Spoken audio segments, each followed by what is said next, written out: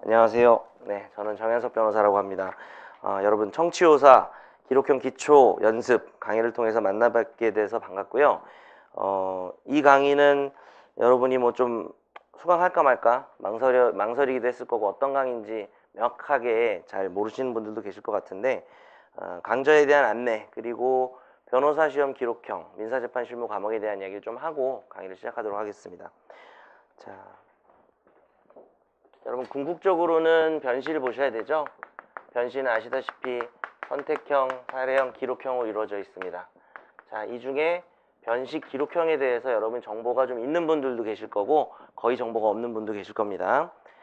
자, 그런데 일단 여러분이 3학년에 올라가게 되면 민재실이라는 민사재판 실무라고 하는 과목을 들어야 되고, 이 과목은 로클럭을 목표로 하거나 하는 분들 같은 경우에 특히 중요하고, 뭐 그렇지 않더라도 사실 취업을 할 때도 나중에 민사재판 실무 과목의 성적을 좀 많이 보는 편이기 때문에, 사실 뭐 저도 가끔 강의를 하다 보면 변호사니까 그런 질문을 많이 들어요. 뭐 채용할 때 뭘 보시나요? 이렇게 물어보시는데 저한테 채용되려고요? 뭐 그런 건 아니잖아요. 그죠?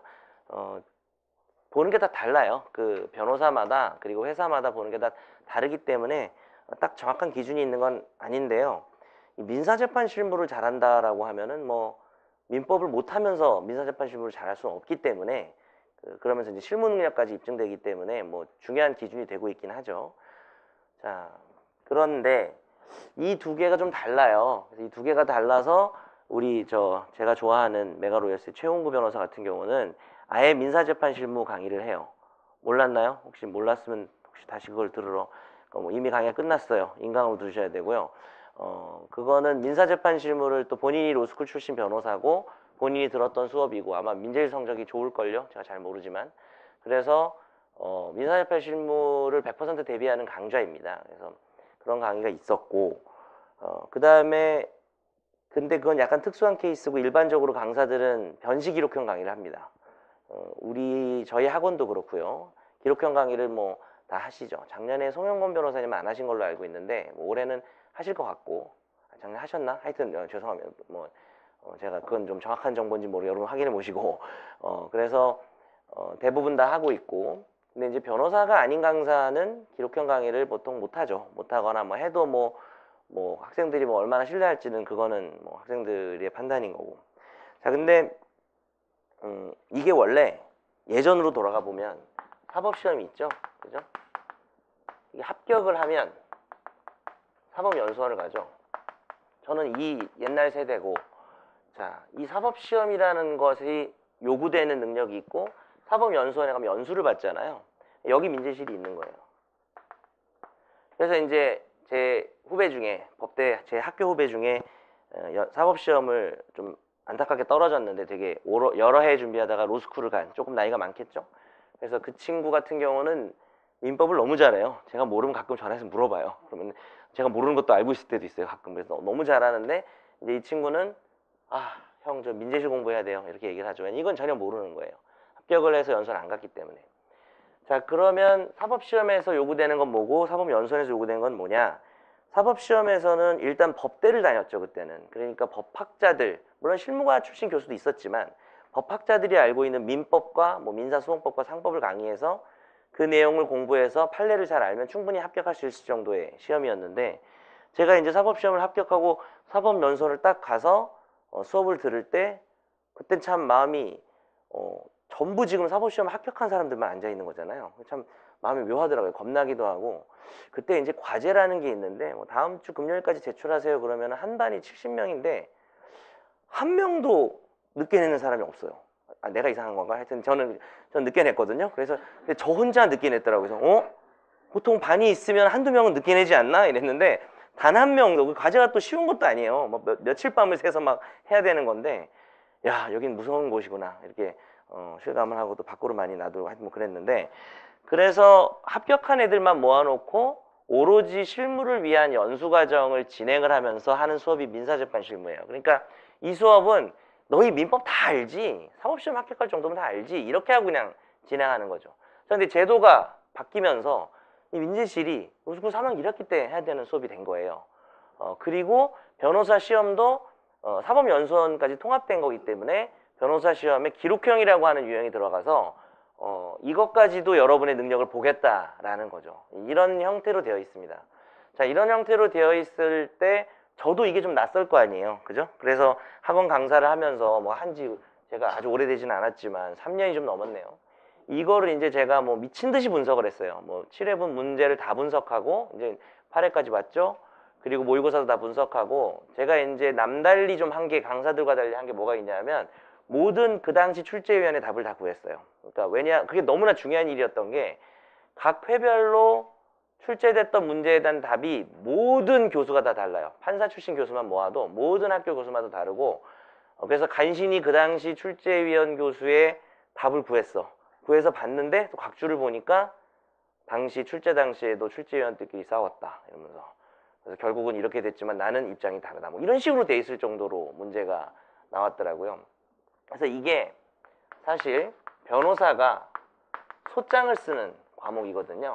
그리고 전부 승소하기 위한 소장을 뭐 가끔 초기에 이제 답변서 쓰는 문제도 한 번 나왔지만 이제 지금 굳어진 것 같고 변호사가 전부 승소하기 위한 소장을 쓰라라는 문제예요. 자, 그런데 민사재판 실무는 판사 과목이죠. 아시다시피.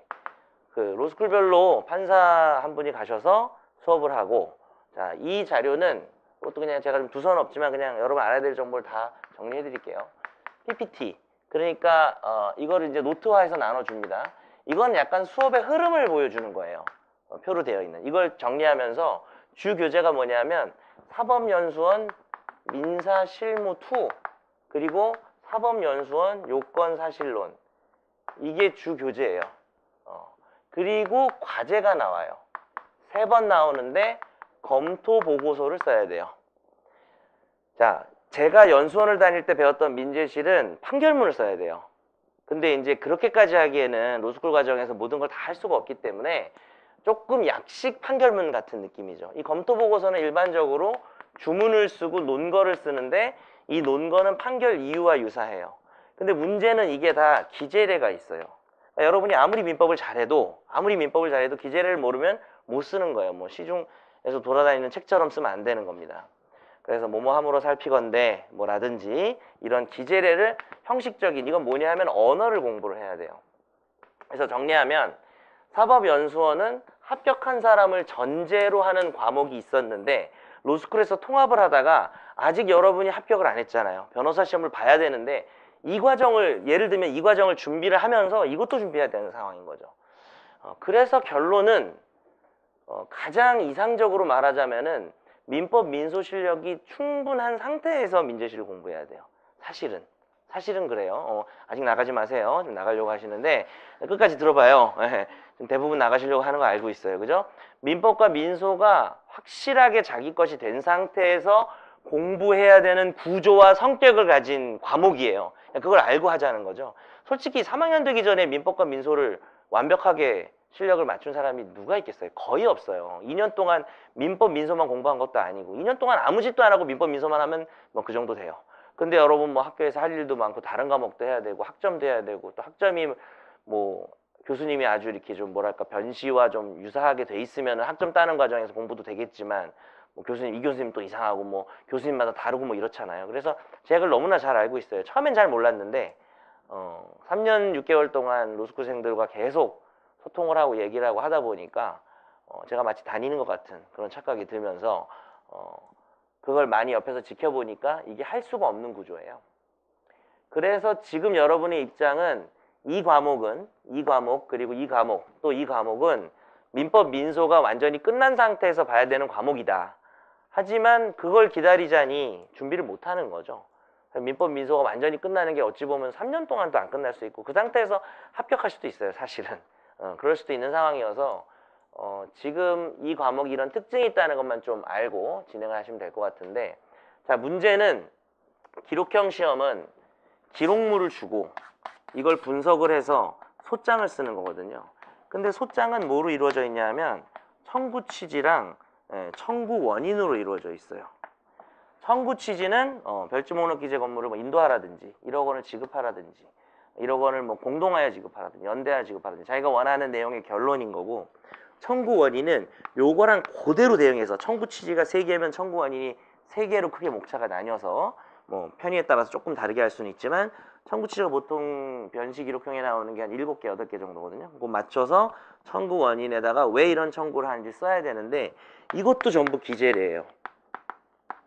이것도 변호사가 판사한테 하는 언어예요. 그 언어를 배워야 돼요. 자, 비슷한 점은 뭐냐? 기록형하고 민재실의 비슷한 점은 어차피 전부 승소할 변호사의 소장을 쓰라는 거니까 여러분이 정말 정답 100% 맞춰서 소장을 쓰면 이게 뭐가 되겠어요? 판결문이 되겠죠. 네. 그러니까 사실은 민재실하고 기록형 시험 문제하고 상당히 비슷해지는 것이 있긴 해요. 다만 또 차이점이 뭐가 있냐면은 제일 큰 차이점 존댓말, 반말. 네. 변호사의 소장은 뭐 절대 반말로 쓰시면 안 됩니다. 여러분 변호사 시험에서 뭐뭐라고 구합니다. 이렇기 때문입니다. 이렇게 가고 또 판사 같은 경우는 자 검토 보고서가 뭐냐면 여기 소장이 들어있어요. 이 소장이 100% 맞겠어요? 이게 틀리겠죠. 이걸 보고 여러분이 고쳐서 쓰는 주문인 거죠. 그리고 이 논거 부분이 판사의 말투로 당연히 반말이지만 판사의 말투가 왜 이런 판단이 나왔는지에 대한 과정이 들어가 있어야 돼요. 판단 과정이 들어가야 되고 여기는 주장의 논거가 들어가 있어야 되죠. 뭐 이런 차이입니다. 하지만 그런 차이가 있음에도 불구하고 청구 취지와 청구 원인에 쓰는 언어와 주문과 이유 내지는 논거에 쓰는 언어가 매우 닮아 있기 때문에 여러분은 어찌됐든 청구 취지를 확실하게 이 언어들을 공부를 해야 됩니다. 단 제가 이번 수업에서 다룰 건 뭐냐, 이 수업은 사실 변호사 시험을 대비하기 위한 기록형 기초 강의고요. 작년에는 제가 7월인가? 네. 7월경에 기록형 강의를 딱 하나 하고 그 다음에 10월 정도부터 11월, 9월이었나? 자, 요 정도부터 주말에 실전 기록형 시험 문제를 제가 만들어서 이거 만드는데 5일 걸려요. 아무것도 안 하고 한 3일에서 5일 걸려요. 기록 문제만. 이거를 3회 시험을 봤어요. 그러니까 저는 이렇게 두 개로 구성이 돼 있고 여기서 청구 취지랑 요건 사실을 빨리 보고 변식 기출 문제를 진짜 열심히 풀었어요. 이게 너무 어려워서 변식 기출 문제 이렇게 푸는 이 두 가지 커리큘럼을 제가 커리큘럼을 갔는데 이번에 좀 바꾼 게 뭐냐 하면 이번 2월에 이것의 어떤 기초 강의라고 할 수 있는 걸 개설한 거죠. 자, 그럼 여기서는 기출 문제는 1회분이나 2회분만 분석을 끝에 해드리고 이번 수업에서는 마지막 금요일, 토요일, 5회, 6회 해드리고 1, 2, 3, 4회 동안 조금 자세히 보자는 거죠. 이 내용을 조금 더 자세히 볼 수 있는 거죠. 그러면 나중에 여러분이 3학년이 되는 구조, 뭐 제시 이상이면은 그냥 이걸 다 들으면 되지만 3학년이 되는 상황이라면은 이 수업을 앞으로 뗀 이유는 민재실에 도움이 될 수 있을 것 같아서 민재실에 도움이 충분히 될 거라고 생각을 해서 민재실에 도움되는 내용 기준, 예를 들면 기록형 기출문제 중에는 상법이나 가족법 쟁점이 무조건 나오게 돼 있거든요. 특히 상법은 무조건 나와 있게 돼 있는데 여러분이 1학기에 민재실에서 하는 경우는 학교에서 민사재판 실무는 상법 쟁점이 안 나와요. 그럼 예를 들어서 그런 거 빼고 보는 거죠. 그래서 당장 민재실에 도움이 되는 내용만 빼서 기본 내용을 보고 요번에 이 강의는 실제 변호사 시험에서의 기록형에 들어가는 내용이면서 민재실에도 도움이 되는 내용을 앞으로 뺀 게 되겠습니다. 그래서 그렇게 수업을 진행한다고 보시면 되고 그렇게 되면 자연스럽게 7월에는 여러분이 이제 민재실 수업은 끝났잖아요. 그리고 제시 이상 하시는 분들은 본격적으로 기록형을 준비해야 되는 이때는 기록형 완전히 순수 기록형 강의가 되는 거죠. 작년에는 제2 강의를 전 이게 재작년에도 했거든요. 요거를 겨울에 듣는 3학년들이 있더라고요. 요거라도 들어서 민재실에 도움이 되자고. 근데 약간은 직접 도움이 되는 시점에 이 강의를 빼서 6회로 먼저 하고 그 다음 나중에 이 강의는 민재실 수업이 끝나고 기록형을 대비할 때 추가로 배워야 되는 것들이 있거든요. 그 내용에 대해서 좀 정리하는 식으로 진행을 하려고 합니다. 그리고 지금 8기 이번에 변시 본 친구들 제가 물어본 친구가 성대, 연대, 이대 이렇게 좀 각 학교에서 뭐 거의 뭐 대형 폼 컨펌 되고 이미 상당히 뭐 민사 성적도 좋고 완전히 뭐 탑3 안에 드는 그런 친구들한테 민재실에서 물어봤더니 조금 의견이 다르더라고요. 각자마다. 그러니까 제가 물어본 주제가 뭐냐면 민사재판 실무와 기록형이 너희는 무엇이 달랐냐라고 물어봤어요. 그랬더니 그냥 참고로 들어봐 주시면 연대 친구 같은 경우는 자기는 민재실 공부할 때 이것만 완전 씹어 먹었대요. 이것만 그냥 계속 보고 이제 무슨 참고로 교수님 맨날 바뀝니다. 교수님 판사님이 오셔서 2학년 형제실이랑 3학년 민재실 같이 수업하고 가세요. 그러면 이제 그 다음, 그러니까 지금 이 연대 그 수업하신 판사님은 지금 3학년 올라가는 연대생들 바뀔 거예요. 어차피 바뀔 건데, 자기는 이것만 받고 이걸 거의 안 받대요. 근데 그 사람 생각에는, 본인 생각에는 민재실 시험이 요건사실론에 나온 판례를 벗어난 게 거의 없다. 다만 이 수업을 하다가 추가 자료가 조금 있대요. 테마특 강의라 해서 뭐 사행위 취소 강의라든지 뭐 이런 걸 좀 합니다. 근데 여기서 조금 추가되는 판례에다가 이 그냥 연수원 교재만 본인은 한 10번 봤다. 이거를 완전히 돌려가지고 했다라고 해서 그래 사실 솔직하게 말씀드린 거예요. 저도 민사재판 실무를 제가 듣진 않잖아요. 가서 연수원에서 들었지. 그러니까 로스쿨에서 어떻게 하는지 제가 모르잖아요. 그래서 학교마다 제가 조사를 한 거예요. 근데 연세대 같은 경우는 제가 지금 아마 이번 주에 강의를 하면서도 다른 학교도 좀 뭐 제 주변에 뭐 부산대라든지 뭐 많이 있거든요. 그래서 뭐 다는 아니겠지만 최대한 좀 많이 물어보려고 합니다.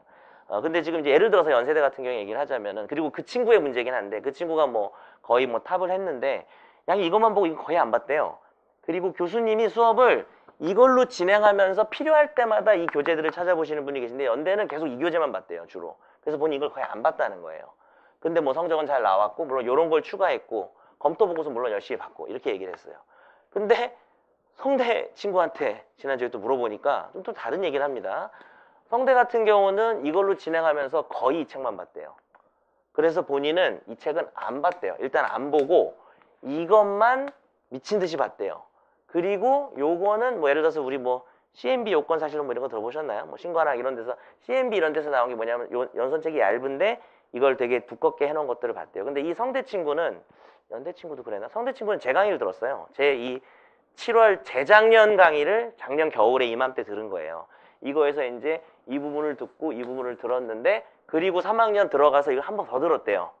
그러니까 민재실 수업 들으면서. 그랬더니 이거는 개꿀이었다. 엄청 도움이 됐다. 근데 이거는 자기가 볼 때, 자기가 좀 민재실 수업을 들어보니까 변식 기출문제 중에 어떤 거는 조금 별로 민재실에 안 나올 것 같고 어떤 건 도움될 것 같아서 그냥 골라서 들었다, 대충 들었다 이러더라고요. 그래서 뭐 그런 얘기를 좀 들었고요.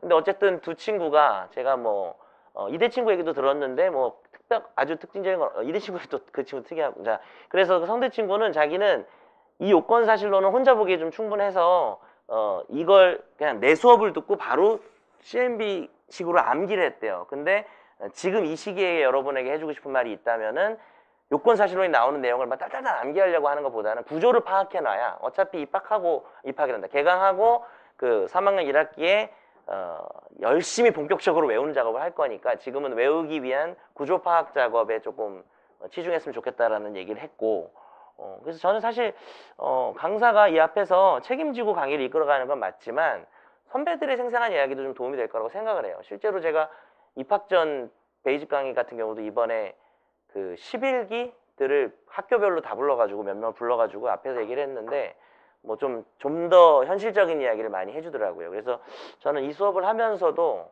뭐 하든지 아니면은 뭐 선배를 한번 부르든지, 그러니까 수업 외적으로 뭐 녹화는 안 되겠지만 뭐 그런 이야기를 좀 전해드릴 수가 있을 것 같은데, 그래서 이 부분이 좀 차이가 났어요. 근데 분명한 건 요건사실하고 청구취지 내용을 딸딸 외워야 된다는 거고, 그 다음에 이대 친구는 거의 이걸 안 보고, 그 친구도 성적 되게 잘 나왔거든요.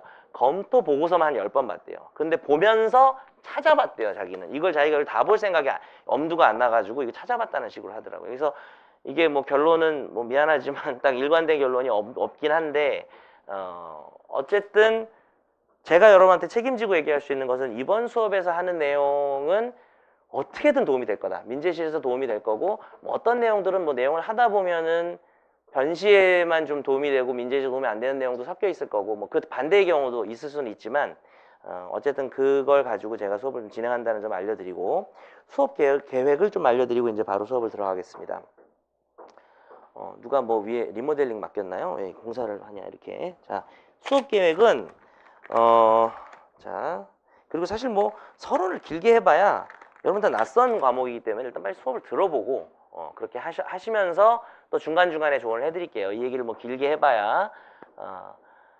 자, 수업 진행은 이렇게 됩니다. 오늘하고 내일은 이 찌라시로 여러분들한테 이게 좀 일부씩 나눠드릴 거예요. 지금 개정을 하고 있어가지고 요 찌라시로 여러분들한테 청구 취지의 형식을 좀 알려드릴 겁니다. 청구 취지 형식을 알려드려서 이렇게 써야 된다는 거를 좀 빠른 속도로 오늘과 내일 반, 한 1.5회, 조금 늦어지는 것 같으면 2회 정도로 해서 수업을 다 나가버리고 내일부터 오전에 데일리 테스트를 비치를 하겠습니다.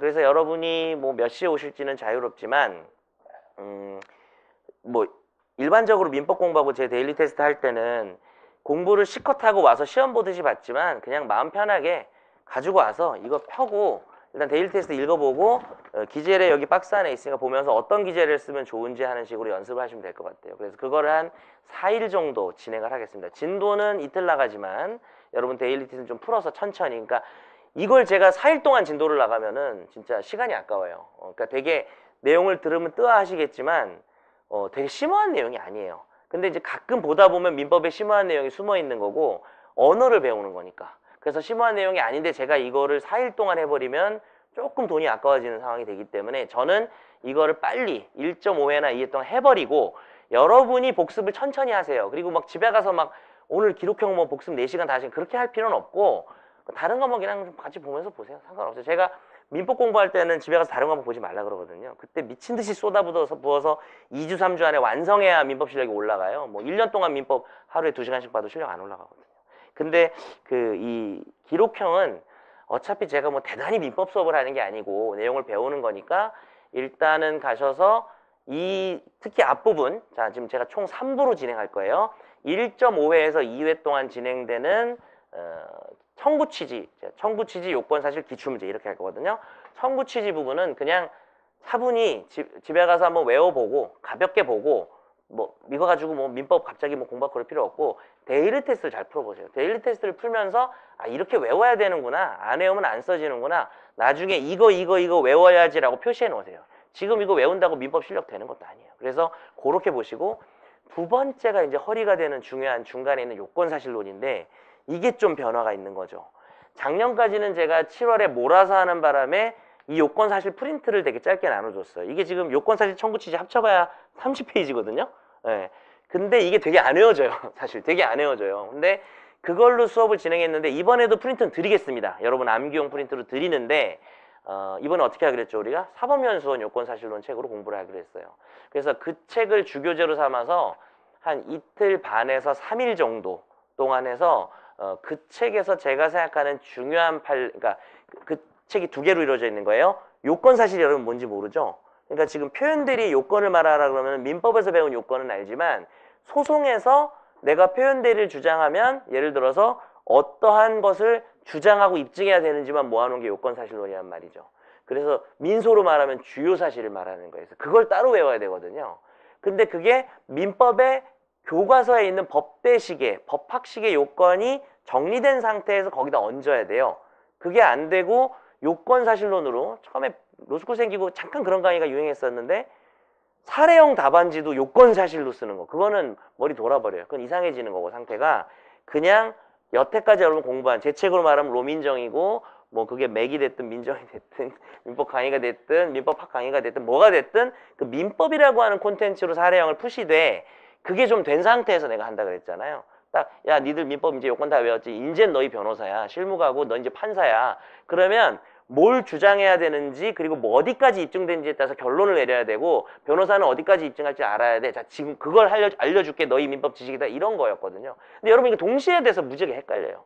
민법 지식은 탄탄하게 흔들지 않게 쥐고 계시되 제가 이 수업에서 추가하는 쟁점 몇 개 안 돼요. 열 몇 개도 안 돼요. 그거에 요건 사실로만 딸딸딸 외워서 그걸로만 이야기를 하는 겁니다. 알았죠? 예를 들면 가장 대표적인 게 물권적 청구권이죠. 내가 내 소유 토지에 이상한 놈이 불법으로 점유하고 있는 것 같아. 그럼 걔를 내쫓아야 되잖아요. 213조 인도 청구를 하는데 그 요건 사실이 사실 213조는 민법을 공부하면서도 요즘에 요건 사실이 많이 민법책에 들어왔거든요. 그래서 여러분 좀 알 것 같지만 요건 사실이 두 개예요. 두 개. 원고 소유 피고 점유 끝. 원고 소유 피고 점유 끝이에요. 그러니까 뭐가 없냐면 불법 점유, 무단 점유, 이게 없어요. 왜 없어요? 그거는 피고가 입증하는 거거든. 나는 내 소유물이고 얘가 점유하고 있는 것만 입증하면 난 이겨요. 근데 거기서 피고가 가만히 있진 않겠지. 자기의 213조 단서에 점유할 권리를 피고가 알아서 주장하고 알아서 입증해서 기각시키는 거죠. 그러면 이때 물권적 청구권으로서 인도 청구는 요건 사실 두 개밖에 없는 거예요. 그걸 세 개를 쓰고 있으면 아주 큰 감점인 거죠. 이해되시죠? 예, 그래서 민법에서 말한, 지금 제가 말한 건 여러분도 민법에서 이 두 개가 요건이라는 걸 좀 아실 수도 있는데, 민법에서 말한 요건을 아주 쉽게 얘기하면 요건사실로는 철저하게 주장책임, 입증책임에 근거해서 분류시켜 놓은 거예요. 그래서 그 개념을 들어가야 되니까. 근데 그 개념을 잘 하려면 사실 법학을 공부한 사람이 결국은 법조인이 되는 거잖아요. 이 법학에서의 요건을 일단 잘 알고 있어야 돼요. 제가 무슨 막 두문자 따잖아요. 막 기권정, 막 무슨 뭐 대추선능 막 이런 거 따잖아요. 그걸 안 상태에서 추가로 요건사실론을 해야 되고, 또 요건사실론 공부하다 보면 이제 민법의 그 잘 안 헤어지는 판례의 그 입증 책임들이 조금 좀 눈에 들어올 수가 있습니다.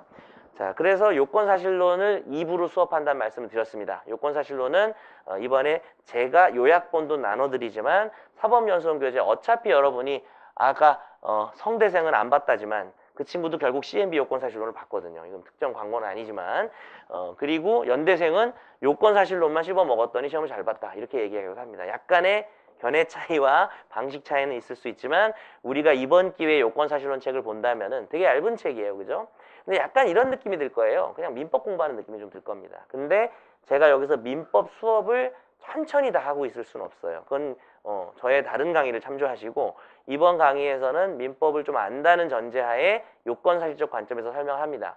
다만 민법에서도 어려운 법리는 뭐 대부분 수강생 대부분이 잘 이렇게 까먹었거나 잘 이해를 못하는 경우가 있어서 뭐 그때는 필요에 따라서 좀 설명을 하겠습니다. 그래서 연수원 교재에서는 중요한 부분을 보도록 하고 또 2018년판으로 보고 계시는 분들도 있을 수 있어서 조금 페이지에 대한 고민을 좀 해봐야 될 것 같아요. 저도 2019년 책을 아직도 못 받아봤어요. 받아보면 한번 잠깐 조사해보면 2018년 책으로 들으실 분 한번 손 들어보실래요? 예. 한 분, 두 분. 2017년판으로 들으실 분 한 분 계시고 2016년 웬만하면 사세요. 2016년 하고 17, 18년 책을 제가 좀 이렇게 한번 주시면 제가 이렇게 보고 페이지 같은 거 좀 변동이 있을지. 근데 사법연수원 교재라는 게 그렇게 막 대대적인 변동이 있지 않기 때문에 크게 목차로 좀 말씀을 드릴게요. 인강도 2017년판, 18년판으로 듣는 분들도 계실 수 있으니까. 어차피 여러분이 3학년 되면 2019년판 사셔야 될 거예요. 어차피 사셔야 될 거고 학교에서 뭐 단체 구매하고 그렇게 합니다. 마지막으로 3부 순서에서 변호사 시험 기출문제를 풀 건데 1회분은 무조건 풀어드릴 거고 좀 가능하다면 2회분 정도를 풀어드리려고 하는데 이게 되게 중요할 수 있어요. 어찌 보면 민재실만 눈앞에 민재실만 생각하신다면 기출문제를 푸는 게 큰 도움이 안 된다고 생각하실지 모르겠지만 변호사 시험 기출문제라는 건 무시할 수가 없는 거예요. 로스쿨생들에게 최종적으로 요구되는 민사재판 실무 및 기록형에 관련된 요구사항입니다. 이게 너무 지나치게 어려워서 제가 올해 예상을 했었어요. 작년에 기록형 무조건 이제 쉽게 나올 때가 됐다. 사실 재작년에도 좀 쉽게 나올 수도 있겠다 이랬는데 그렇게 쉽게 나오진 않았고 이제는 좀 쉽게 나올 때가 됐다 그랬는데 이번에 좀 몰라보기 쉽게 나왔습니다. 근데 쉽게 나와도 학생들이 이게 쉽게 나온 거야? 라고 말할 정도로 사실 점수가 갈리는 부분은 많이 있어요. 자, 근데 이 기출문제를 제가 어떻게 풀어나가는지의 모델을 한번 보여드릴까요? 완전 분석을 할 거예요. 그러니까 기록물 하나씩 읽는 방법을 다 알려드릴 거예요. 요것도 분명히 변시에는 당연하고 여러분 민재실에서도 검토 보고서를 쓰고 이런 식으로 결국 시험이 나오는 거거든요. 민사재판 실무 시험이 이런 예시를 보여주고 시험을 보는 거예요. 그래서 그 시험을 볼 때 도움이 많이 될 수 있다는 점 알려드리고 뭐 많은 기출문제를 풀지 못하는 건 아쉽지만 이번 수업의 목표는 그 앞 1부, 2부에 있기 때문에 하지만 3부도 꼭 들으셔야 됩니다. 자, 그렇게 수업 내용에 대한 과정을 좀 안내해 드렸습니다. 자, 그러면 요건사실론 교재는 뭐 원래는 수요일부터 할까 그랬는데 가능하다면 내일도 조금 나갈 수 있도록 오늘 여러분이 책을 확보할 수가 있기 때문에 2019년판을 지금 오늘 확보할 수가 있기 때문에 인강으로 들으시는 분들은 지금 이제 뭐 서점에 이번 주 이후로 이렇게 비치가 될 겁니다. 뭐 당장 뭐 2018년판으로 듣거나 뭐 그래야 될 것 같습니다. 자, 그러면은 오늘 수업을 좀 나가 보겠습니다. 그리고 네, 필요할 때는 제가 민법 얘기를 좀 해드리도록 하겠습니다. 자, 사실 일부가 어찌 보면 3학년들이 거의 정확하게 학교든 어디 학원에서든 제대로 들을 기회가 없는 부분이에요. 청구 취지가. 그래서 제가 조금 스피디하게 진행을 하지만 열심히 하셔야 됩니다. 그 열심히 하는 건 어떻게 한다 그랬죠? 데일리 테스트를 통해서 푸는 거예요. 이번 수업의 데일리 테스트는 이 일부밖에 없어요. 청구 취지. 그래서 이걸 좀 정확하게 하셔야 되겠습니다. 자, 형식적 기재사항부터 진도를 나가보도록 하겠습니다. 자, 우리가 소장을 쓸 때 소장 맨 앞에 쓰는 게 있습니다. 이것은 이 기재 방식은 판결문하고도 관련이 되고요. 민재실에서는 별로 안 중요한 거예요. 요거는 이 형식적 기재사항은. 그런데 여러분이 변호사 시험 기록형 시험을 보면 한 5점, 175점 만점에 한 10점 안쪽에서 점수가 조금 될 수 있는 부분이니까 기초니까 오늘 한번 듣고 앞으로 안 보겠다 이렇게 생각하시고 하시면 되겠습니다. 자, 원고나 피고가 여러 명일 때 맨 처음 표시 부분에 숫자를 쓴다는 거는 이게 이해가 잘 안 되죠? 한 장을 넘기시면 돼요. 뒤에 소장이 나와 있죠. 원고 1 김주영, 원고 2 강혜서 이렇게 돼 있죠. 그래서 원고가 2명이기 때문에 번호를 붙인다는 겁니다. 이게 왔다 갔다 하면서 보면 됩니다. 미성년자인 경우에는 이런 표현이 들어가야 된다는 말이 있는데 그것도 소장을 보면 됩니다. 미성년자이므로 법정 대리인 친권자 부 강준상 모 한서진. 사실 이게 한 번 나왔어요. 변호사 시험에 한 번 나왔고 이게 나오려면은 미성년자가 나왔다는 것은 이해상 반행일 수도 있고 또 경우에 따라서는 뭡니까? 상속 문제일 수가 있겠죠. 사람이 죽었는데 아직 애가 미성년자인 경우에 아빠가 죽었을 때 애가 미성년자지만 걔도 권리가 있는데 엄마가 대리를 해줘야 되겠죠. 자, 이런 부분이 자주 나오진 않지만 시험에 나올 수 있습니다. 그러면 이러한 기재를 가진다는 거 그냥 연습해 보시면 되고 제가 이걸 천천히 설명하는 거 의미가 없다고요. 여러분이 내일 데일리 테스트 통해서 직접 써보시는 게 나을 겁니다. 자, 그 다음에 나머지 제가 안 읽는 부분은 그렇게 중요한 게 아니에요. 다시 앞쪽 페이지로 와서 회사는 이건 잊지 마세요. 요거는 틀리면 안 됩니다. 회사 이름, 회사 주소, 대표이사 이름 이렇게 쓰도록 합니다. 대표자의 주소를 따로 쓰지는 않습니다. 자, 뒷페이지 볼까요? 박스 안에서 오른쪽에 보면 피고가 한 명이네요. 그 3페이지 피고 주식회사 입시 코디 이렇게 해가지고 경기 가평군 주소가 나와 있고 대표이사 이름이 나와 있습니다. 이거 순서 바뀌면 점수 깎입니다. 1점이라도 깎여요. 그러니까 회사가 있고 주소가 있고 그 다음 대표이사 쓰는 게 맞겠죠, 그죠? 대표이사 쓰고 주소 쓰면은 대표이사 주소 같잖아요. 자, 별거 아닙니다. 자, 그리고 다시 앞으로 와서 피고가 대한민국인 경우 변시에 나온 적이 있습니다. 대한민국이라면은 법률상 대표자, 법무장관 누군지 이름 정도는 여러분이 알고 있어야 되겠죠. 그 해에 법무장관을 써야 돼요. 예, 그래서 저는 그냥 곽한구로 했고요. 큰일 나겠죠. 곽한구 법무장관. 자, 주소는 안 씁니다. 과천시무, 정부청사 이런 거 안 쓰고요. 자, 요거 조금 중요한데 법정 소송 담당 기억납니까? 민소에서. 자, 여기서 파산채무자 이상민이 있을 때 관리인 신정환이라고 하는 식으로 표시를 해요. 근데 파산채무자는 이렇게 쓰는데 채권자 대위, 추심 채권자, 채권증권자 시험에 뭐 나오겠어요? 채권자 대위가 나오겠죠. 여기서는 법정 소송 담당 관계를 표시하지 않아요. 그러니까 내가 채권자고 내가 정현석인데 강성민을 내가 대위하는 거야. 그럴 때 그냥 원고 정현석 끝이라고요. 근데 파산채무자는 이렇게 써요. 시험에 안 나옵니다. 파산채무자 안 나오는데 그냥 쓱 보고 넘기는 거예요. 그냥 채권자 대위 소송은 시험에 나올까요? 예, 매해 나왔어요. 매해. 그냥 그때 원고 이름만 쓴다 이거예요. 그냥 그리고 넘어가면 돼요. 원고 이름만 쓴다. 그래서 그 고민 안 하고 이런 건 중요한 게 아닙니다. 자, 주소는 중요할 수 있어요. 되게 정말 제가 사실 합격해가지고 와 연수원 드디어 오늘 첫날이야. 여미숙 교수님이 들어왔습니다. 한양대 지금 로스쿨 교수님이시죠. 제 민사재판실은 와 제일 중요한 과목이야. 이거 수업했어요. 특별시, 광역시, 도는 생략한다. 이거를 수업을 하더라고요. 자, 이걸 알아야 쓸 수 있기 때문에 여러분도 이건 알아야 됩니다. 주소, 자, 일단 첫째 줄 기록물에서 최근 날짜 서류 기준을 확인. 이건 너무 얍삽한데 주소가 이사를 갈 수 있잖아요. 그러니까 뒤쪽에 있는 날짜의 기록물을 확인해야 되는데 이것까지는 잘 안 내요. 변시에서 너무 얍삽해서 그 밑에 거는 알아야 돼요. 특별시, 광역시, 도는 시, 도 이름 안 씁니다. 서울, 부산, 경기 외우세요. 서울, 부산, 경기, 대구, 광주 이렇게 외우셔야 됩니다. 서울, 부산, 경기, 시도 빠집니다. 시를 표시할 때 그리고 도를 안 씁니다. 자, 그 밑에 볼까요? 서울시면은 예를 들어서 그 두 번째 거 봐봐요. 고양시. 고양시는 경기도죠. 경기도인데 고양시를 표시했기 때문에 경기도를 안 씁니다. 경기도를 만약 쓴다면은 경기, 고양시 이러겠죠. 시를 아까 안 쓴다더니 왜 썼어요? 특별시, 광역시만. 특별시, 광역시는 시를 안 쓰고 특별시, 광역시가 아닌 고양시는 시를 씁니다. 예, 이런 걸 배우고 앉아 있는 겁니다. 우리가 지금 첫날. 자, 어쩔 수 없어요. 자, 그래서 좀 빠른 속도로 넘어갈게요. 그래서 혼자 보는 것보단 나아요. 제가 얘기해 드리는 게. 자, 그 다음에 시를 표시할 때 도 표시 안 하고요. 단위가 읍면 단위로 하면은 시군을 표시하래요. 네, 이딴 걸 우리가 공부하고 있죠. 성주면이면 보령시를 써야 되고요. 또 충북 음성군 음성읍 기억합니다. 음성군 음성읍은 시가 아니죠. 그러니까 도를 생략하지 않죠. 그러니까 충청북도 써야 되죠. 근데 충청북도는 도라는 글씨를 안 쓰죠. 그러면 충청북 이렇게 쓸까요? 이상하잖아요. 충북 이렇게 쓴다는 겁니다. 자, 좀 되게 빨리 진행하고 있지만 이게 심오한 게 아니라서 여러분 그렇게 이렇게 그냥 열심히 보시고 내일 한번 써보세요. 그걸 쓰면 되겠습니다.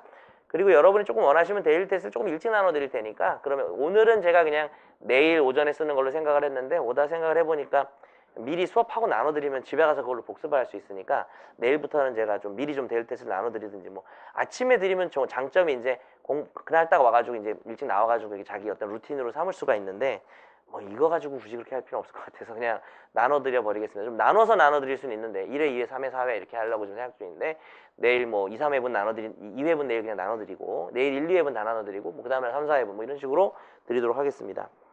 자, 원칙적으로 도로명 주소를 씁니다. 이 도로명 주소를 만든 새끼를 찾아야 됩니다. 빨리 찾아야 되고요. 이 새끼 때문에 우리가 지금 너무 헷갈리는데요. 일상생활도 헷갈려서 내가 이 새끼를 찾으려고 그랬는데 기록형 쓰다가 완전 개난리가 납니다. 여러분 제가 할 때는 이거 고민 안 했는데 도로명 주소를 괄호 안에 다 표시를 해야 돼요. 그래서 이 자식을 잡아서 물을 1리터 먹인 다음에 그 다음에 자물쇠로 묶어놓고 자물쇠를 공인인증서로 풀게 하고 액티브엑스를 또 설치하게 하고 설치를 다 했는데 다시 공인인증서 하게 한 다음에 화장실 주소를 도로명 주소로 주는 거죠. 그러면 이제 얘가 왜 자기가 이런 걸 했는지 후회가 되겠죠. 자, 아파트는 서울 강남구 이런 게 익숙해져야 돼요. 서울시 이러면 안 됩니다. 서울 강남구 삼성로 이렇게 주소 도로명으로 써야 되고요. 쉼표하고 이거 아시죠? 괄호하고 나 이거 맨날 헷갈려. 음마 아파트 앞에 써야 되는지 대치동 앞에 써야 되는지 하여튼 요렇게 그냥 여러분 보시면 될 것 같고 이런 건 다 생략이고 맨 마지막 줄도 별로 안 중요하고 넘어갑니다. 제가 뭘 언급하는지 잘 표시해 놓으세요. 혹시나 해서 써놨지만 언급 안 하는 건 별로 안 중요해요. 시험에 나올 가능성이 거의 제로라는 겁니다. 자, 소송 대리인은 원고 2명 이상을 모두 대리할 때는 원고 일리를 표시하겠죠. 그런데 그 아래 그 사람을 내가 다 대리하면 원고들 소송 대리인 변호사 정현석이고요. 요건 시험에 나옵니다. 변시에 나옵니다. 변시에 여태까지 원고가 1명이 나온 문제가 있고 2명이 나온 문제가 있어요. 자, 2회 때로 기억을 하는데 2회 때 2명이 나왔다가 완전 멘붕이 와서 더 이상 이제 2명은 내지 말자는 약간 묵시적인 약속이 생겼는데 나중에 뭐 5회인가 6회에 또 2명이 나왔는데 그거는 진짜 2명이 아니라 완전히 분리된 2명이었어요. 근데 이게 완전 결합된 2명이면 너무 어려워져서 저도 그건 뭐 수업 안 할 생각이에요. 요번 기록형 강의에서 그 본 강의에서 안 할 생각인데 어쨌든 2명이 나올 수는 있죠. 그러면 요거는 원고들 소송대리인 변호사 정현석 이렇게 쓰겠습니다. 법무법인은 뭐 이상하게 변시에는 한 번도 안 나왔는데 그리고 이런 거는 이제 민재실에서 뭐 중요하진 않겠죠. 뭐 판결문 쓰는데 뭐 법무법인 내가 물론 그대로 옮겨서 써줍니다. 판결문에도 법무법인 이렇게 쓰는데 뭐 그런 거를 뭐 얘가 소장에 검토보고서에 잘못 써가지고 그걸 바꾸고 그런 건 안 나오니까 이건 민재실과는 상관이 없는데 법무법인은 원고 소송대리인 법무법인 유한 정률 지금 엔터 했단 소리예요. 다음 줄에 담당 변호사 정현석을 써야 됩니다. 그 다음에 법무법인 주소를 씁니다. 이건요. 아까 그 법인은 제가 주소를 먼저 쓰고 대표를 썼잖아요. 이건 왜 그런 거냐면 여러분 법무법인이 어떤 개념이죠? 그 하나의 변호사예요. 변호사. 그래서 담당 변호사가 바로 그 밑에 붙어 있어야 돼요. 그래서 법무법인 뭐 담당 변호사 누구 하고 그 밑에 뭐 주소를 써도 그거를 뭐 변호사 주소로 오해하는 사람은 없어요. 그 법무법인 주소로 생각하기 때문에 요거 그냥 조심하시고요. 자, 그 다음에 뭐 주소, 전화, 팩스, 전자우편 이건 변시에 계속 나와요. 이건 변시에 꼭 나옵니다. 근데 중요하진 않죠. 그냥 주소, 전화, 팩스, 전자우편이 기록물 맨 앞에 상담 일지에 그 변호사 사무실 팩스 이런 게 있어요. 그럼 그거 옮겨야 돼요. 자, 이렇게 한 번만 언급하겠습니다. 자, 그 다음 이런 걸 잘 기억해놔야 마지막 날 혹은 금요일에 기출문제를 풀 때 제가 소장을 나눠드리거든요. 이렇게 쓰는구나. 답안지에 실제 그렇게 써야 돼요. 여러분 소장을 다 써야 됩니다. 자, 이제 사건명으로 넘어와서요. 사건명은 알아야 돼요. 여긴 점수를 꼭 깎거나 1, 2점 깎이는데요. 대여금 청구의 소 이렇게 씁니다. 근데 여러분 변시 기록 문제에서는 무조건 그리고 민재실 검토보고에서도 무조건 청구가 1개가 나올 리가 절대 없고 무조건 2개 이상 나와요. 그러면 마음에 드는 거 아무거나 뭐 제일 앞에 청구치 쓴 걸로 해서 건물인도 한 다음에 등 청구해소라고 합니다. 이거를 건물인도 청구 등해소라고 쓰면 안 돼요. 그래서 등청 이렇게 기억을 하세요. 제가 진하게 해놨으니까 뭐 이런 건 다시 수업을 안 할 부분이고 사건명들 눈으로 한번 보겠습니다. 이런 사건들이 있을 수 있구나. 유치권 부존재 확인도 있을 수 있고 그럼 뭐예요? 유치권 부존재 확인 청구해소 여러 개면 유치권 부존재 확인 등 청구해소 이렇게 하는 겁니다. 이혼 청구해소 사행위 취소 청구해소 이렇게 쓴다는 것입니다. 자, 이제 소장을 한번 눈으로 보겠습니다. 사람 이름 옆에 주민번호. 사실 이게 좀 고민인데 요즘 개인정보 때문에 주민번호 좀 안 쓰거든요. 그래서 여러분 학교에서 어떻게 수업을 하시는지 내년 변시에서는 뭐 주민번호를 좀 안 쓰는 쪽으로 나와야 되지 않을까라고 생각이 되고, 자, 그 밑에 주소를 쓰고 있습니다. 주소 한번 눈으로 확인해 볼까요? 아까 나온 거지만 한 번만 더. 용인시니까 경기도를 안 썼죠. 그죠? 그리고 용인시는 광역시가 아니니까 용인 이렇게 안 쓰고 용인시 썼죠. 그죠? 뒤에 주소 도로명 주소 쓰고 있습니다. 그 다음에 방에서 나와 있고, 얘들 이제 주민번호 4자로 시작하는 거 맞죠? 참나. 그죠? 남자애들은 3으로 시작하고. 여러분도 네, 세대가 이제 다르죠, 애들이랑. 네, 그래서 반가워요. 저랑 같은 세대입니다. 네, 3, 4는 아니니까. 자, 부산은 광역시니까 부산. 시 안 썼습니다. 그 다음에 주소 썼고요.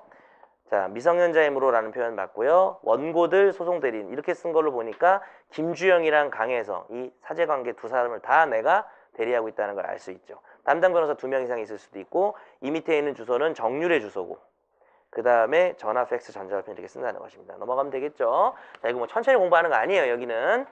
자, 그 다음에 피고 나와 있고, 마지막에 이렇게 씁니다. 부당이득금 반환 등 청구해소.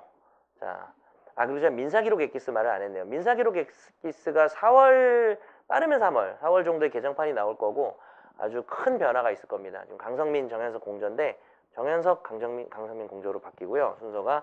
제가 그 책을 좀 다시 많이 다 손을 볼 거라서, 기존 책도 좋은 책이지만, 일단 글씨가 작은 게 너무 마음에 안 들어가지고, 좀 큰 글씨로 해서 좀 요약해가지고, 책을 좀 줄이려고 지금 작업을 이제 3월에 할 예정입니다. 로스쿨 민법의 정석은 4월 말에 100% 나오고요. 그건 100% 나오는데 이 민기액이 조금 늦어질 수 있지 않을까라고 해서 생각하는데, 제 생각에는 뭐 그렇게 급하게 필요하신 분들은 민재실 때문에 그런 건데 이것만 보시고요. 그 다음에 요거 보시고요. 저랑 정리한 거. 그 다음에 민사재판 실무 중심으로 자기가 공부할 거면은 뭐 이 책 좀 열심히 판례 읽어보시고 하면 그 정도면 충분합니다. 수업 들으면서 열심히 하시면 돼요. 그래서 두꺼운 책 그렇게 뭐 변시용 수험 기록 교재를 사서 그거를 여러분이 볼 시간도 별로 없고요. 그냥 이렇게 중심으로 보시고, 자, 네, 그 정도. CMB 요건 사실로는 제가 그래서 이게 두껍잖아요. 그래서 야, 너 그럼 이거 책, 그 연수원 책 얇아가지고 이거 판례 외우려고 샀니? 그랬더니 아니래요. 여기 판례 엄청 많은데 판례는 이걸로 충분하대요.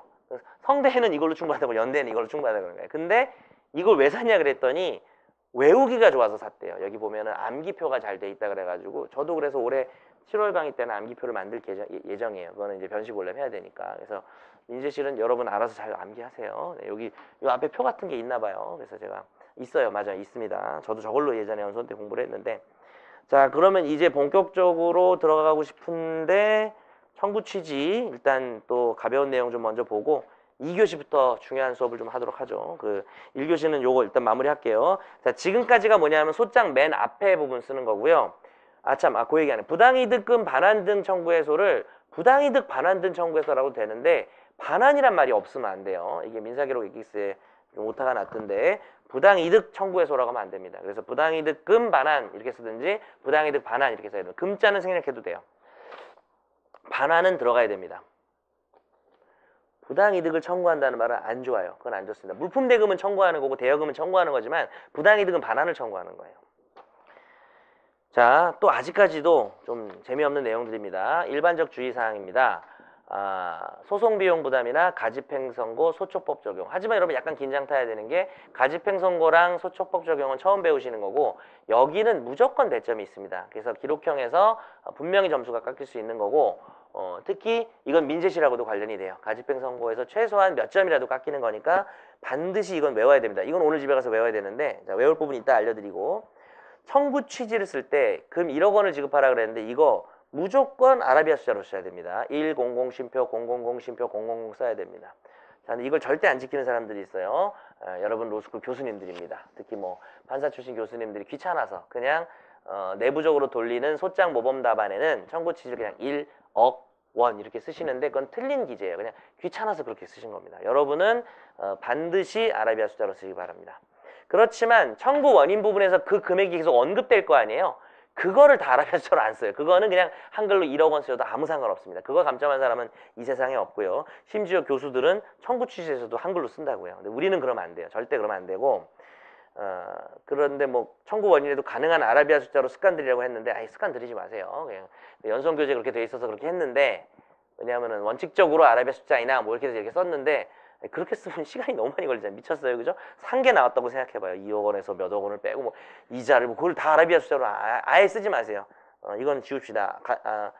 불가능한 아라비아 숫자로 이렇게 하세요. 그래서 아라비아 숫자는 불가능하다 이렇게 하시고 청구 원인에서는 아라비아 숫자로 쓰지 마세요. 자, 그 다음에 일시는 온점. 이건 뭐냐면 그 뒤에 EX 보시면 돼요. 2017점, 4.2점. 이건 사례형에서도 익숙하죠? 이렇게 써왔죠? 시간도 뭐 24시 됐고. 항목번호 외우세요. 예, 제가 수업 안 하지만 일가 이거 외우세요. 반가로가 먼저고 양가로가 먼저고 그 다음에 동그라미 1까지. 여러분 소장에서 동그라미 1 이상으로 가지는 않을 것 같습니다. 거기까지도 거의 안 가고요. 보통 3단계 정도까지 가요, 보통.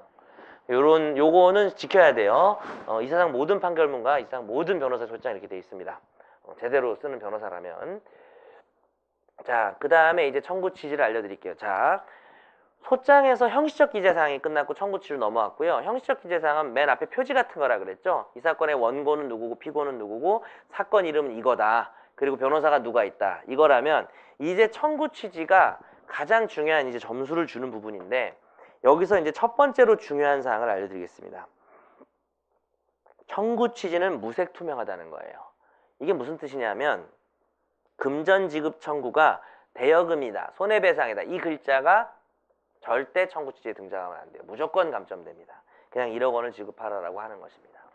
자, 그러나 등기 청구에서는 매매, 증여 같은 등기 원인을 쓰기도 합니다. 그걸 본격적으로 이따 배울 거고요. 3교시쯤에. 자, 요번에 제가 개정하면서 추가한 게 변식 이출 문제를 풀다 보니까 그러면 지연손해금이라는 단어는 절대 청구 취지에 등장할 수 없어야 돼요. 근데 변식 이출 문제 중에 뭐 해설이 뭐 난리가 나고 다 기존 해설서가 다 엉망진창으로 달랐는데 그 출제위원회 답안을 제가 구했어요. 구해보니까 지연손해금이라는 말이 청구 취지에 등장하는 기재례가 있었어요. 근데 그건 제가 수긍이 가요.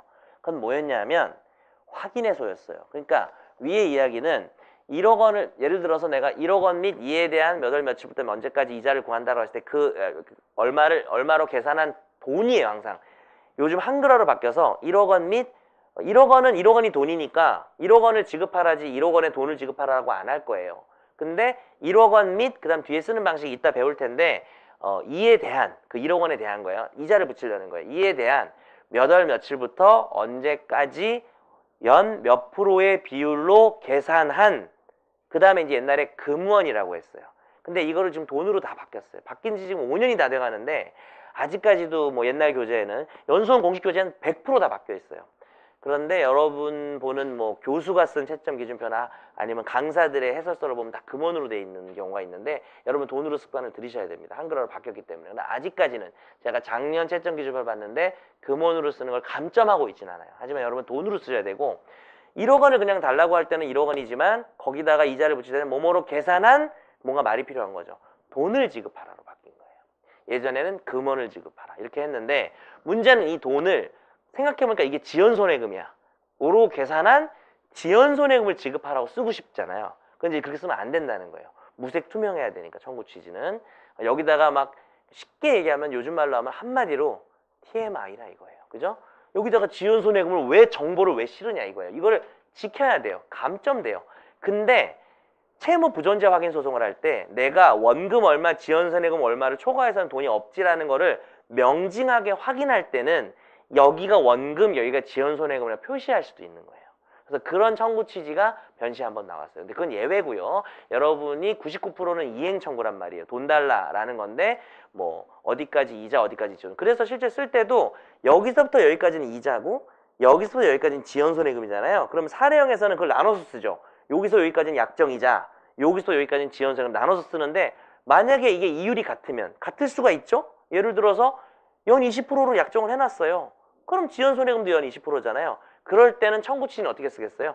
여기서 기간을 안 끊는 거지. 그냥 여기서부터 여기까지 이자고 지연손해금은 금액이 똑같으니까 연 20%로 계산한 돈이 되는 겁니다. 지금 들어놓으시고 이따가 기재를 볼 거예요. 그럼 구체적으로 이해가 되니까 지금은 그냥 들어만 두시고 막 이걸 열심히 다 적으려고 할 필요는 없어요. 자, 그래서 여기 있는 내용만 보시면 되고요. 자, 그 다음에 은근히 이거 진짜 틀린 답안지 많아요. 소송 비용 먼저 쓰고 그 다음 가집행 씁니다. 자, 이게 뭐냐면요. 이제 우리가 뒤에서 본격적으로 배울 청구 취지가 얼마를 지급하라, 인도하라, 어디에서 퇴거하라, 말소 등기 절차를 이행하라 이런 게 나오는데 그걸 다 쓰고 마지막에 뭐 만약에 청구치가 4번에서 끝났어. 그러면 5. 소송 비용은 피고들이 부담한다. 이걸 쓰는 거예요. 그 다음 6. 제1항은 가집행할 수 있다. 이렇게 씁니다. 그래서 이게 소가 순서예요. 소가. 소송 비용 쓰고 가집행을 씁니다. 소송 비용은 이 문장만 외우면 돼요. 소송 비용은 피고들이 부담한다. 피고가는 나올 리가 없어요. 피고가 한 명 나올 리가 없어요. 여러분 시험에. 그래서 무조건 소송 비용은 피고들이 부담한다 외우시고요. 이런 것도 괜히 뭐 피고들이 소송 비용을 부담하라 뭐 이렇게 쓰면은 그건 감점될 수 있어요.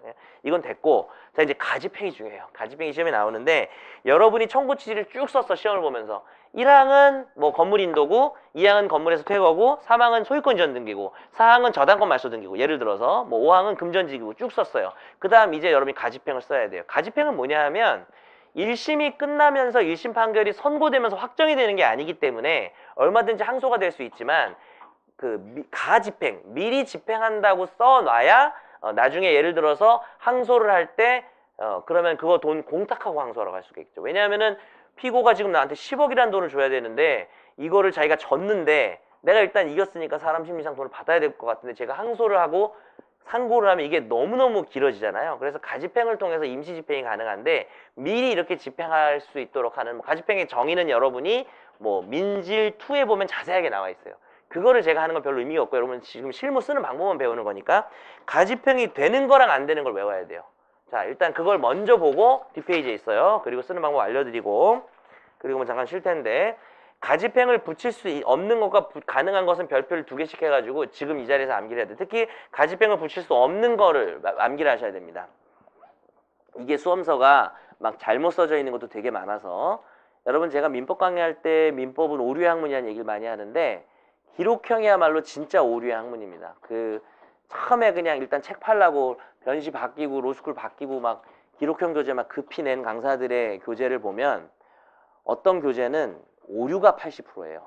진짜로. 제가 그걸 보다가 진짜 경악을 금치 못했어요. 그래서 기록형은 가장 정확한 답을 찾아야 됩니다. 오류가 뭐 논란이 있는 부분도 있지만 오류가 조금씩 모이다 보면 그게 나중에 큰 그 화가 될 수가 있어요. 문제를 풀 때. 그래서 특히 이제 그게 가장 정확하게 드러나는 게 이번 강의는 아니고 7월 강의에서 제가 기출문제를 8회분을 다 푸는데 기존 해설서에 틀린 거 다 지워버립니다. 그래서 지금 민사기록 엑기스도 제가 아주 본격적으로 많이 관여하지 못해서 뭐 그 책도 솔직히 말하면 오류가 있어요. 그 책도 오류가 있고 제가 모든 걸 다 검토하지 못한 상태에서 공조로 나간 게 솔직한 고백이고 그런데 이제 다른 책들보다는 오류가 좀 적은 것 같아요. 왜냐하면 출제위원급 답을 구해서 그걸 좀 맞이받고 저도 크로스 체크를 한 부분이 많아서 없지만 거기도 오류가 있고요. 다른 책 같은 경우에 오류가 정말 많아서 좀 그런 부분들을 좀 참고하셔야 될 것 같습니다. 자, 가집행을 붙일 수 없는 것. 형성청구. 자, 형성청구는요. 공물 분할, 사행위 취소, 이혼입니다. 이거는 왜 지금 집행을 못하냐 하면 확정이 돼야 확실히 효과가 발생하는 겁니다. 이혼 판결이 끝나봐야, 사행위 취소 판결이 끝나봐야 취소나 이혼의 효력이 발생하기 때문에 일단 이혼을 가집하기 위해서 잠깐 좀 떨어져서 이런 거 안 돼요. 그래서 이거는 법질서를 판결로 형성하는 것이기 때문에 이런 경우는 절대 붙이지 못합니다. 여러분 시험에 나올까요? 당연히 나오죠. 사행위 취소 맨날 나오고 올해 제 예상 문제 1순위였어요. 올해 기록형은 무조건 사행위 취소다. 왜냐하면 그런 게 예상이 가능해요. 7회까지 사행위 취소가 한 번 나왔는데 되게 시시껍절하게 나왔어요. 그래서 좀 제대로 나올 거라고 얘기를 했고 공유물 분할은 조금 나오긴 어렵습니다. 이혼 나올 수 있습니다. 한 번도 안 나왔는데 이혼 나올 수도 있다고 생각이 됩니다. 자, 두 번째는 의사의 진술을 명하는 청구입니다. 의사의 진술을 명하는 청구가 여러분 이제 민법만 공부해서는 이걸 좀 잘 모르실 수가 있는데 등기 절차와 관련된 것이 다 의사의 진술을 명하는 겁니다. 이걸 알아야 돼. 이제 우리가 민재실로 넘어가면 이걸 모르면 안 돼요. 민사재판 실무는 아예 교과서의 등기 청구 부분 소제목이 등기 청구가 아니고 의사의 진술을 명하는 판결이에요. 의사의 진술을 명하는 판결은 뭐냐면 등기라는 것은 내가 매매를 했어요. 앞사람하고 매매를 해서 소유권 등기를 하려면은 나 혼자 가져가서 못해요. 이 사람이 같이 가져야 돼요. 공동신청주의입니다. 여기서 나는 등기 권리자고 이 사람은 의무자인 거예요. 또 신청자고 피신청자고 이렇게 되는데 같이 가야 되는데 분명히 등기를 해주기로 해놓고 안 한다 라고 하면 이 사람이 나도 등기 신청합니다라는 의사를 표시를 안 해주는 거죠. 그럼 이 사람한테 등기하라는 소송을 해요. 법원이 내 말이 맞으면 판결이 어떻게 나와요? 등기하라. 피고는 원고에게 등기하라는 판결이 나와요. 요약해서 말하자면. 이게 이 사람의 의사표시를 대체하는 거예요. 자, 우리가 알고 있는 민법 한번 되새겨 봅시다. 저 사람이 이 의사표시를 해줘야 되는데 안 해줘가지고 의사표시 내지는 뭐 관념의 통지 이런 거 다 합쳐서 뭔가 표현을 해줘야 되는데 안 해가지고 답답할 만한 일이 어디 있을까요? 채권 양도에서 통지를 안 해주면 답답하겠죠. 양도인이. 그 다음에 등기에 대해서 승낙의 의사표시를 안 해주면 답답하겠죠. 이럴 때는 리얼 진짜 의사표시를 구하는 거예요. 저 사람이 채권 양도에 대해서 통지를 해줘야 되는데 안 하면 나는 그 사람한테 무슨 소송을 한다? 통지 소송을 해요. 통지하라. 이게 뭐냐면 의사의 진술을 명하는 청구고 의사의 진술을 명하는 판결이에요. 근데 여러분 이건 쉽죠? 이건 좀 2교시 때 얘기 좀 해야 되겠네요. 네. 통지를 하라, 승낙을 하라는 청구를 해서 판결문이 나와요. 피고는 통지하라, 피고는 승낙하라. 그럼 이게 뭐냐면 이 사람의 의사예요. 이 사람이 말로 안 하니까 판결로 강제로 의사표시한 거예요. 이게 의사표시라는 거죠. 근데 그거는 잘들 아시는데 잘 모르는 게 등기 청구가 의사표시라는 걸 잘 몰라요. 의사의 진술이라는 거예요. 그래서 등기 청구는 모두 의사의 진술이고 등기 청구를 명하는 판결은 절대 가집행을 못합니다. 이건 가집행을 못해요. 자, 그 다음에 요것만 빨리 마무리하고 좀 쉬면서 제가 이거 좀 소음 문제를 좀 해결할게요. 오늘 왜 이런지 모르겠네. 신분권 기타 비재산권 청구입니다. 신분권 기타 비재산적 청구도 못하고요. 이건 뭐 잘 나오지 않을 것 같고 확인 청구도 못합니다. 확인 청구 변시에 여태까지 3번 정도 나왔습니다. 8번 정도 시험 보면서. 자, 그 다음에 이 마지막이 제일 중요해요.